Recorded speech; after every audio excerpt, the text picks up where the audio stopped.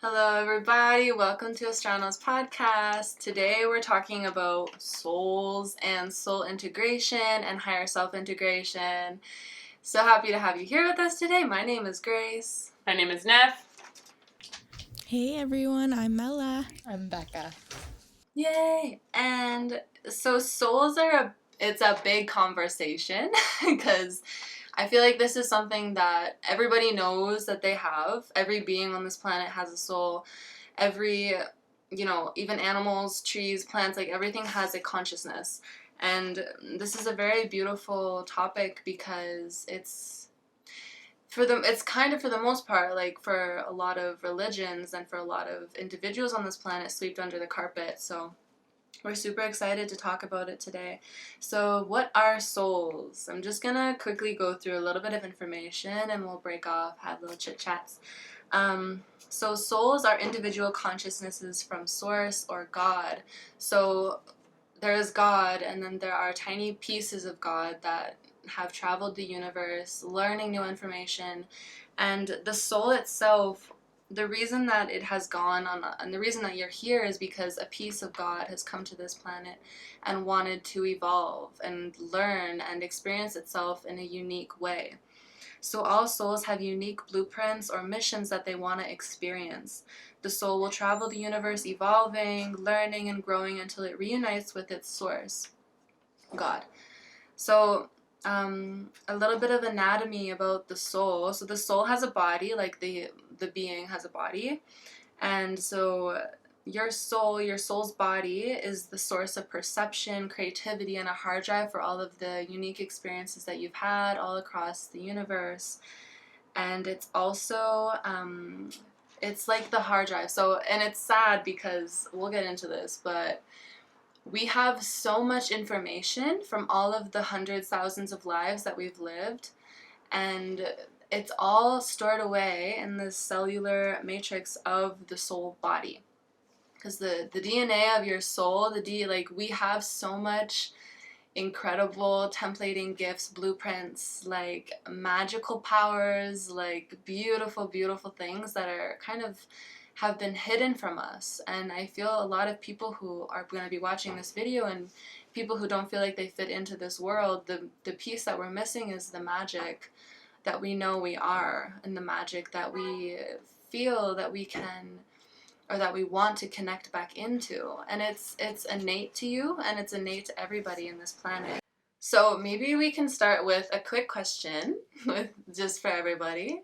What is a gift that you believe that you have that you are wanting to unlock and bring into this body, this lifetime, this experience?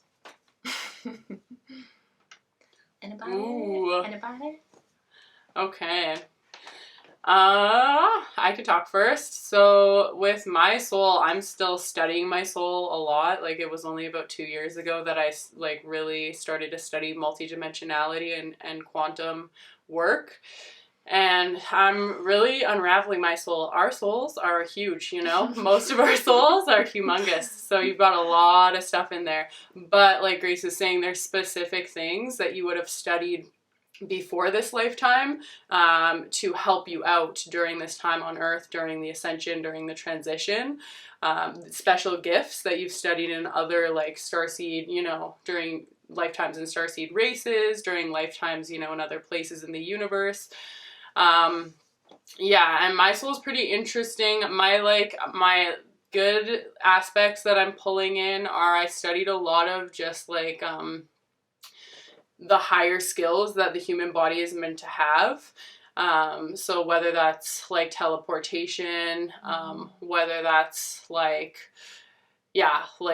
tapping into your pineal gland and being able to fly astrally, all of these like skills that we should have, being able to like work with energy in this 3D reality.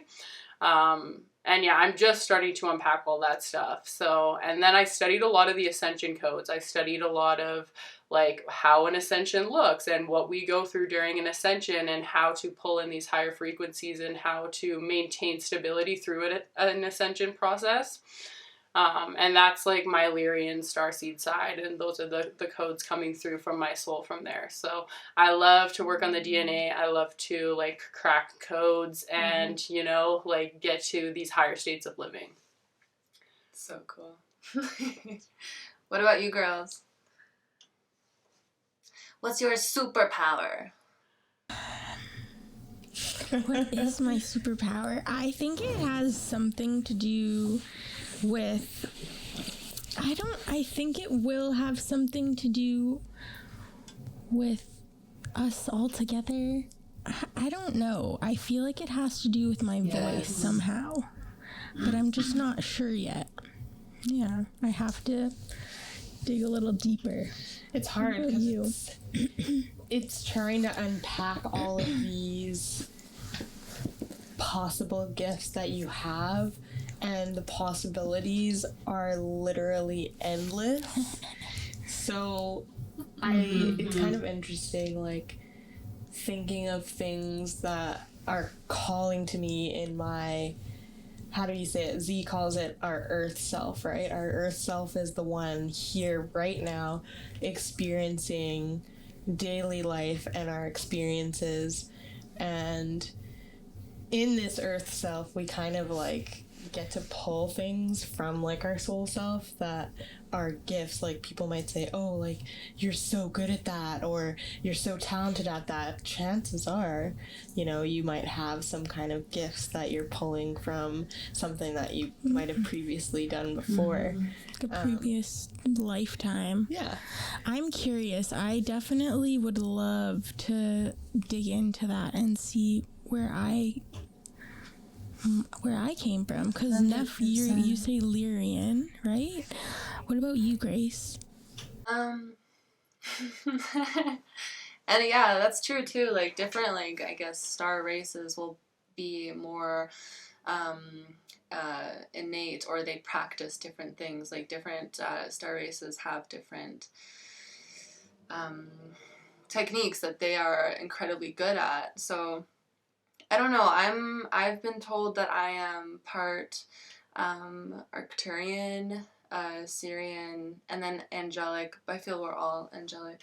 And two, it's so interesting, like even when we talk about gifts, like I feel everybody from our group and everybody who is paving the way for the new earth, for this beautiful new expansion that we're coming into, we've all been preparing just to hold space for humanity, just to hold space for people to start being able to break themselves open, you know, and to be able to like have that vulnerability, and that, because it's painful, kind of, you know, it's like it's a painful experience until you get past the point where it's like, oh, they don't have any control over me, I'm free, you know. So yeah, it is a beautiful thing. We all are very gifted in our own ways.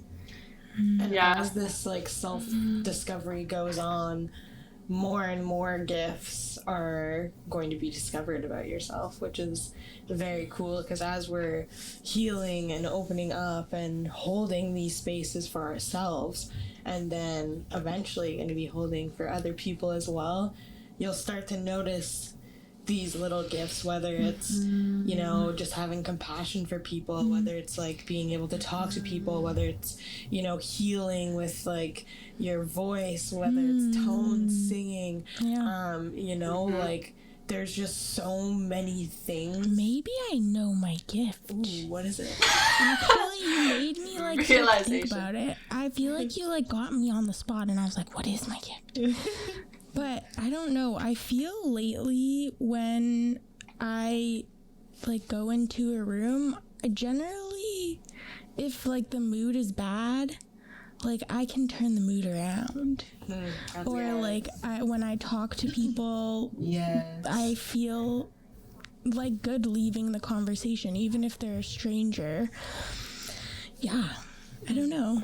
You're just like warm and welcoming to everyone. Yeah, just to show people love, or show people that, you know, your life matters. I feel like we've been having a lot of conversations with people lately about what their dreams are, and if they're living that life, if they're living that thing that's like burning passion inside of them. And a lot of people are willing to open up about it, and they're willing to say no. Like, I know 100% that I was living this life before. So I don't know. It's kind of cool.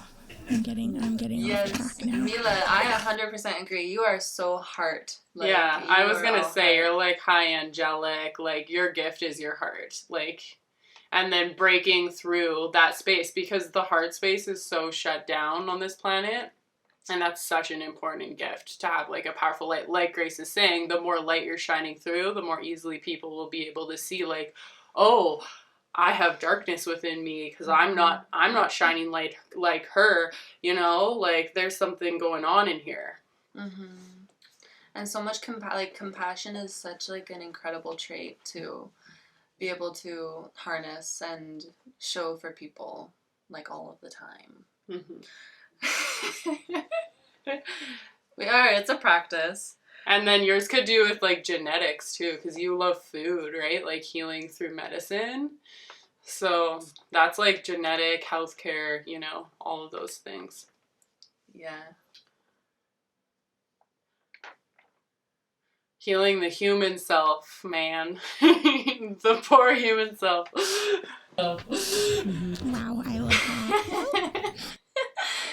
This podcast is now about Mila. her beautiful gifts.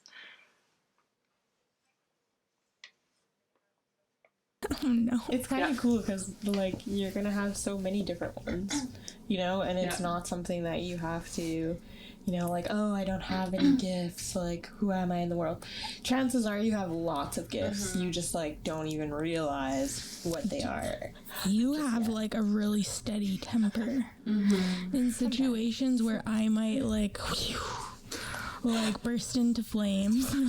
Oh, okay, yeah. Like, she keeps you stable. the calm. I feel like you're really good at holding Yeah. space, Becca. Yeah. And like I keep grounding. You're both so earthy. I love it. Like you're both just like stable. And I'm like, phew, where am I? Yeah, me and Grace are talking about how when we come to Italy, we'll be so happy to be around you guys all the time. Because we're both like not in our bodies enough. Like, don't want to ground here. We can get you guys grounded and you guys can get us flying. Yeah, perfect balance. Yin yang, baby.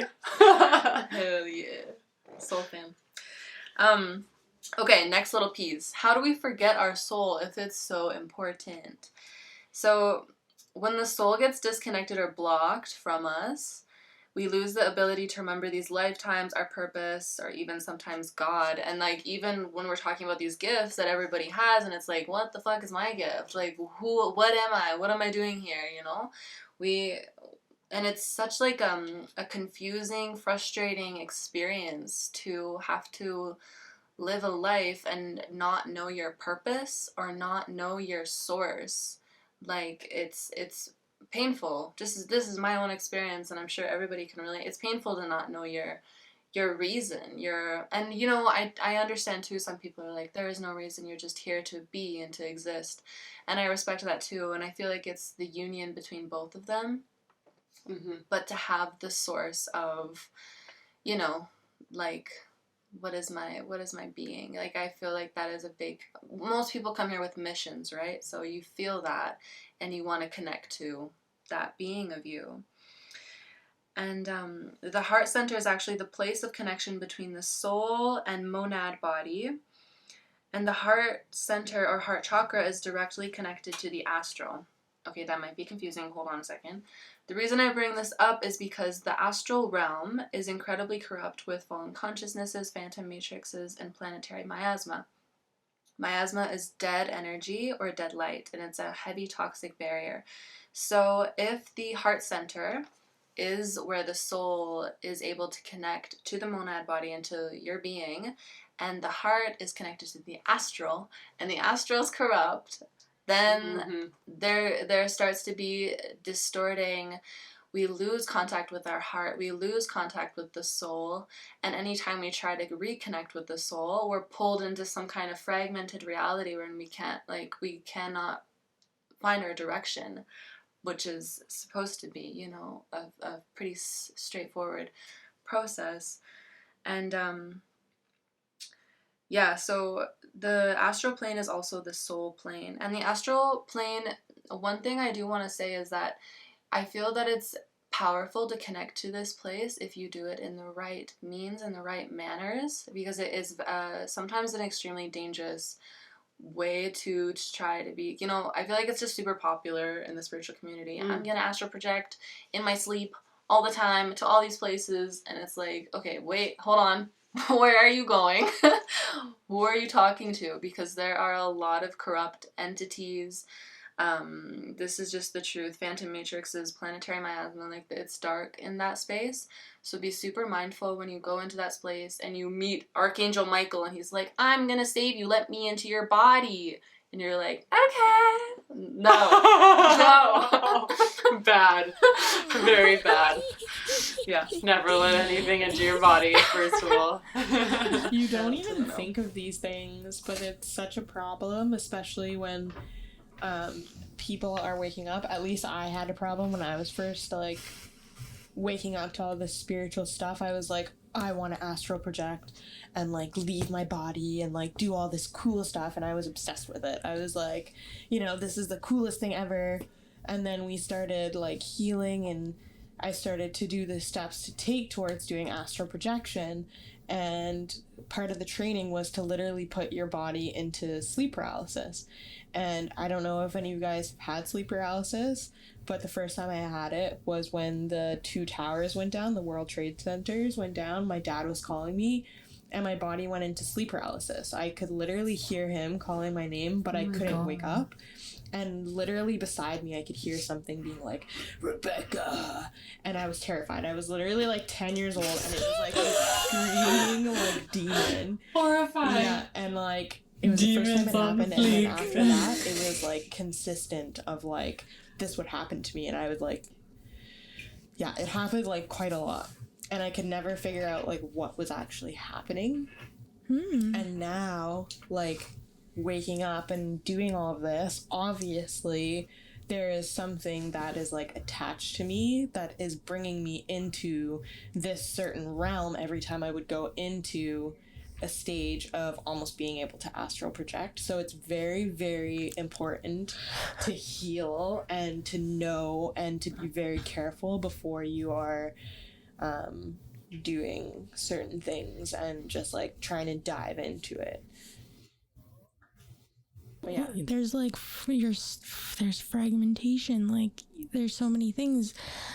Also, if you're going all the way up there, sometimes, if you don't know what the fuck you're doing, how are you gonna get back down? Yeah. With all of yourself intact? Anyways, true. Interesting to think about. Good point too. And it's like, yeah, why? Okay, we're gonna like paralyze yourself, and then you're like, okay, I'm just gonna go up there and I'm just gonna do it. And it's like, hold on.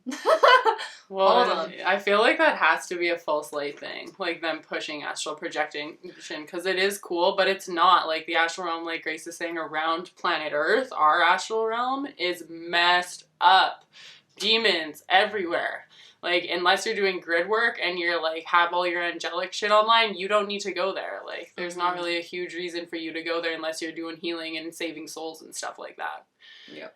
So, yeah, it's the same thing with the pineal gland, right? Like, everyone's like, oh, I just want it to open so bad. And then, like, some people will get it open, like, through whatever. And then they'll go psychotic because they can't handle the dark realms that are around us that they were not prepared for. That's why your pineal gland only opens at a certain point, usually for most people, when you're ready. Mm-hmm. You don't want to force this. I think also it's important enough when you're talking about, because I mean, the people that we're speaking with right now, I'm sure you're on a kind of journey that we're on right now, the discovery. So, if one day you're doing a wild meditation and you're sleeping and you see a demon in your dreams, it's okay. Like, you don't have to be terrified. We're not saying these things to scare you. These people, they're just beings that need love. So I think that it's important just to say, you know, just show them love. I love you so much. I'm sorry you're in pain. Like, what can I do for you? How can I help you? And usually, even just showing these beings love makes them just kind of go away. And that's my experience. I don't know, like, it's probably the same for you guys, but they just kind of... Yeah. They only have power if you're in fear. That's how they're there. That's how they're feeding off of you. That's their only means is boo, boo. I'm gonna get, like, I'm scaring you, and you're supposed to be. Well, like, it's not usually just a little boo, Grace. No. It's usually a lot of creepier images. than that. But yeah, like for me and my journey too, guys, like it took a bit. Like it wasn't until probably the last like 6 months where I'm actually facing like the dark mother and really like gross entities like that, and I'm just like looking at them through eyes of love, and I'm at a point where they just look so silly. Like they look so silly that I'm like, oh my god, you look ridiculous, but I love you. Like here, like Melania's saying, send them the love. But yeah, you have to wait till you get to that point where you don't get like shocked or have a reaction until you're neutral. You know what I mean? 100%. Yeah. Don't go wild and too hard. Okay, guys? Work safe. So another thing that it often happens with the soul is that people will experience soul fragmentation. And this is from the disconnection from our soul. And when the disconnection becomes too strong in this incredibly dense world, we can experience soul fragmentation. And this essentially means part of your soul will get lost in an experience, a traumatic experience, an alternate dimension. If you go into the, like Mila said, make sure you come back with all of your pieces. Or even lifetimes where you've had very traumatic experiences. A part of your soul that cannot handle it because we are so disconnected from God and ourself. When the soul experiences this, it sometimes just a little piece of a little piece of you will get lost in this space. But we always have the power to become whole. This is not like, oh, it's gone. You're not whole. You can get it back. And this is part of the healing work. When we experience fragmentation, you can imagine what this does to your experience on this planet. The soul is so incredibly important to your consciousness, your being. So physically, what it feels like when you have soul fragmentation, like everybody does. I have a lot of soul fragmentation, I know. But when it gets really bad or you have like a big piece of it missing, you can experience psychotic breaks, schizophrenia, insanity, and other experiences of split consciousness. In the astral, it can be jumbled messages of dreamy, disconnected fantasy images, impressions, astral delusions, or other fragmented experiences. So that's pretty common for quite a few people, or people on the planet. So all that being said, all of that wonderful information that we shared.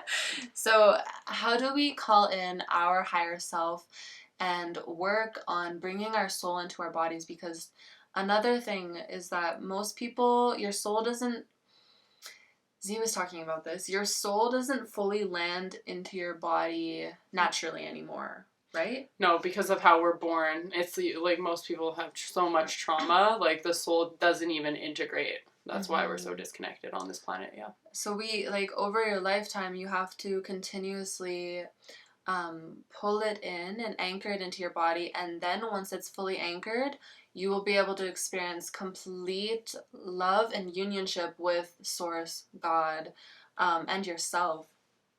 So how do we do this? So here are a couple steps that we believe can be helpful in assisting you. So the first is to acknowledge. So higher self-integration truly starts with courage and acknowledging the truth. We cannot heal if we are blinded by ego, deception, or the comfort of staying where we are, which is just a part of the healing journey. You're struggling in a situation. You have to fully decide with courage that you're going to move out of the situation and start the healing process. So second, start healing. When we start the healing process in our energetic body, we're always shown what needs healing, what needs to be seen, and where we're fragmented. hurt or deeply wounded.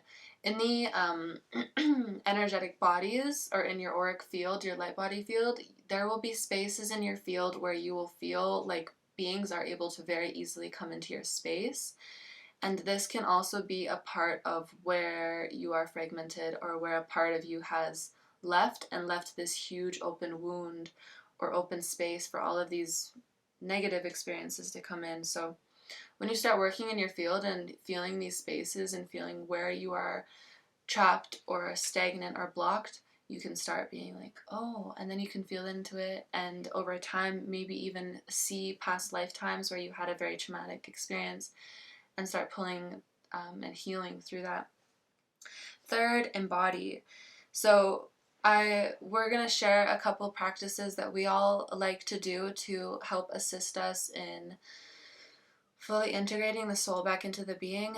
And one process that I have been shown by my guides and just innately came through for me was the practice of pulling in the sensation, the experience of my higher self, the being that I am, pulling it into my body and allowing myself to feel that liberation, that freedom, that love, the creational energy, all of the values, the morals, the perspectives, the behaviors that this being wants to act out on this planet.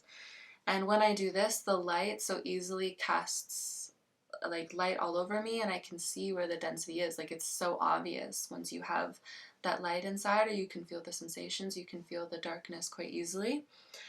And the darkness too is nothing to be like, oh, shameful darkness, you know, it's just parts of us that we need to acknowledge and nourish.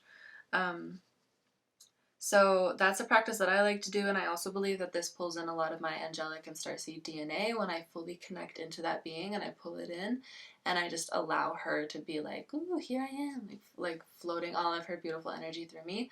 So yeah, what are your guys' experiences or practices in integrating your soul?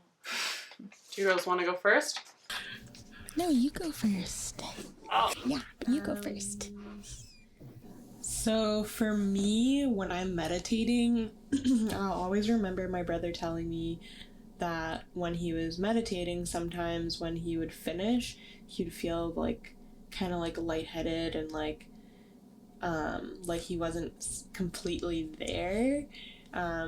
So when I meditate, I like to pull my body, like my soul, back into my body and like feel that it's there and all of it's there with me.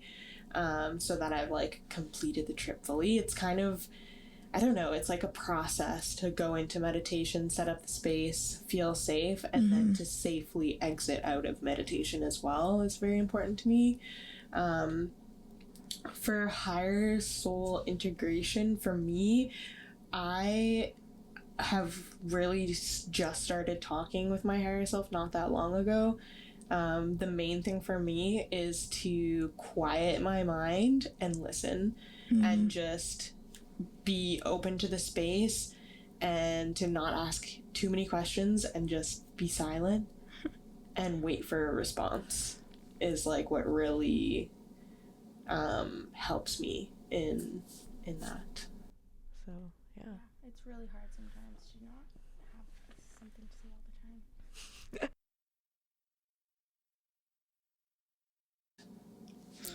Yeah, it's really hard sometimes to not have something to say all the time. Right. That's me, guys. I'm like talking to my higher self, like blabbering on. I just reached this insane, like, my heart is usually really full when I'm speaking to like someone I love, but I told you guys today, the meditation that I did today, it was wild. So what was he doing? He was talking about the tree of life and like just like connecting in with Mother Earth. I think that's what it is for me. That's the easiest way for me to do it. When I'm able to fully connect in with like Mother Earth, I feel okay. That is what makes me feel most loved and most safe and protected in that space. And I feel like that's when it happens for me when I'm able to actually feel that love that's coming in. I don't know. I pull it in from a few different places, but like Mother Earth is one of them. Yeah. That's beautiful. I love that. 100% powerful. Yeah, because you can really open up. Yeah, you were saying like in your meditation today that you had to like become the tree of life and become like root into the ground as the tree, because the tree of life isn't for, we won't explain that all in this podcast, but it is one of the systems that you learn about multidimensionally. And that brings me into, so when you start this journey, like I think a lot of people there's the you know, like false light communities out there, and they are like barely scratching the surface. Okay, they teach you some of the stuff and what source is like and stuff like that, but multidimensionality is like a huge field. Like there is so much to study within these realms like we're talking about. So it's a process, like we're saying, and there's so much to learn. It's actually really fun, right? Because it's like it's never boring, right? Like we're always learning about a new body. You know, you have many bodies within your soul. We can work it with all of those, heal all of those simultaneously. And you can learn about all the realms, all of your guides, you know, that are with you all the time, all of this stuff. It's so beautiful, but it is a journey. Like, take it really slow. It's not just about like, oh, I have a soul, okay, like, and now I'm just going to pull it in and not learn about all of the things that it's made up of. You know, because it's not as easy as just like, pulling in whatever, you know what I mean? You need to like study your soul for sure. So that's my first piece of advice. And then for me, I really love connecting. So you guys will learn about this maybe later with Astrano, but we have an avatar body. We have a Rishik body, okay? A Rishik sun, within your avatar body. And for some reason, ever since last summer, I'm just like obsessed with it. Like I just connect with it all the time. I'm like, when I do my wound healing, like this is my process for how I pull it in, is I first do the wound healing, which we've taught already, and you guys can connect with us and join Astrana Regeneration if you want to learn how to do wound healing and multidimensional healing, because we need to clear those dark spaces out first. And then that's when you can connect with your avatar body, with your Rishik sun. And if you like tap into it just for a sec right now, like feel where your Rishik sun is. It's like so bright, so beautiful. Pull that all the way down through the crown into all of those areas that you had just cleared out. And bring that online fully. Bring your avatar body's templating online in your physical body, in all of your bodies, and down to the physical body. And this like frequency, like your avatar body is like such a pure version of you that it's just like, if you can bring that on in human form, like eventually, you're gonna be an angelic like incarnate, you know what I mean? So that's my best process, as well as talking to my higher self all the time. So I like highly recommend learning what your higher self feels like, what your soul frequency feels like. So a great way we do that is the soul star is 6 inches above your head. That's your soul star chakra. Just move up into your soul star chakra with intention and feel its frequency so you can get to know your soul's frequency. Okay, because it's really important you get to know your specific, unique soul frequency. And then you'll learn how to, like, when you go to talk to your higher self and soul, you'll know when it's talking to you, because you can feel the frequency that's coming, and you know it's not your human thought, like your human's frequency. You'll know it's, oh, my soul just talked to me. Wow. So that takes a bit to learn, but that's definitely what like I first learned when I was like connecting with myself and my guides, like learning who was who, you know? So yeah. That's beautiful. It's so funny too, like I think another thing is like we are so used to being around so many people all the time, it's hard to know yourself. Yes. Fully. Like we're like, you know, a lot of the time it's like monkey see, monkey do. Like we just kind of like, oh, this person's doing that, I'll do that too. This person, like we take on each other's stuff, which is in some ways beautiful, but I think, like getting to know yourself and that frequency is incredibly powerful for bringing it in and And loving it's so it. important. So Yeah, and guys, just to remember, like, I think we as a strand learned this in the last, like, year of our healing journeys. So the healing is, like, I don't know if I'd say 50-50, but, you know, some ratio like that. Like, it's 50% clearing the wounds, and then, but if people aren't, like, anchoring in and, like we're saying, bringing in those high frequencies of the soul, like, that's a big part of the healing game, too. So you want to have both of those almost balancing each other out. 100%. Just before, does that, yeah, let me show this first. Just before, will they be able to see this? Here. I do it for you.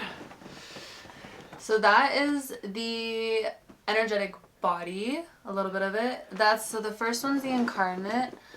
I don't want to yell into the mic. But Yeah, the first next one's okay. soul. This is in the astral, as you can see. This is just a little diagram so you guys can see. This is the soul in the third, I think is it fourth, fifth, sixth rather. So the astral's in there, and then monad, and then the avatar, like Neff was saying, is at the very top. Just a little diagram. Yeah. Beautiful. Yeah. Does anybody have any final comments? Things they want to say? Feeling good. Yeah, feels good. We're definitely going to talk more, guys, because we'll talk lots more about the different bodies, the different layers, the different dimensions. We just really wanted to touch on soul integration in general lightly today, but like we're saying, there's so much that we can unpack. So we're here for you guys through that journey.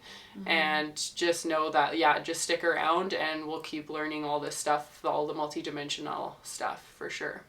Yeah, and if anything, hopefully this was a means of you being like, oh yeah, I'm a unique, beautiful piece of God.